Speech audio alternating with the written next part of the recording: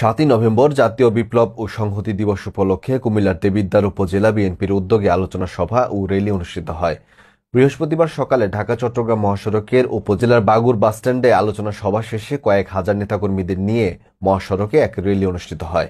উপজেলা যুবদলের আহ্বায়ক মোহাম্মদ আব্দুর রহমানের পরিচালনায় ও উপজেলা বিএনপির যুগ্ম আহ্বায়ক মোহাম্মদ নজরুল ইসলাম সরকারের সভাপতিত্বে ওই সভায় প্রধান অতিথির বক্তব্য রাখেন কুমিল্লা উত্তর জেলা বিএনপির সাবেক যুগ্ম সাধারণ সম্পাদক ব্যারিস্টার রেজবিউল হাসান মুন্সী। বিশেষ অতিথি ছিলেন কেন্দ্রীয় স্বেচ্ছাসেবক দলের সাবেক সহ সাংগঠনিক সম্পাদক মোহাম্মদ জসিম উদ্দিন, কুমিল্লা উত্তর জেলা মহিলা দলের সভানেত্রী সুফিয়া বেগম।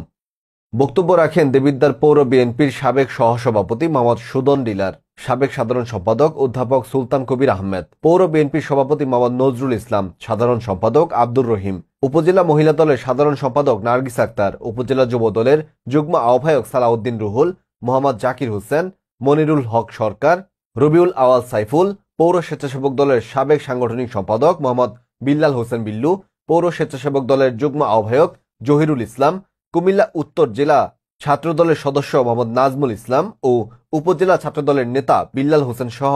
আরও অনেকে।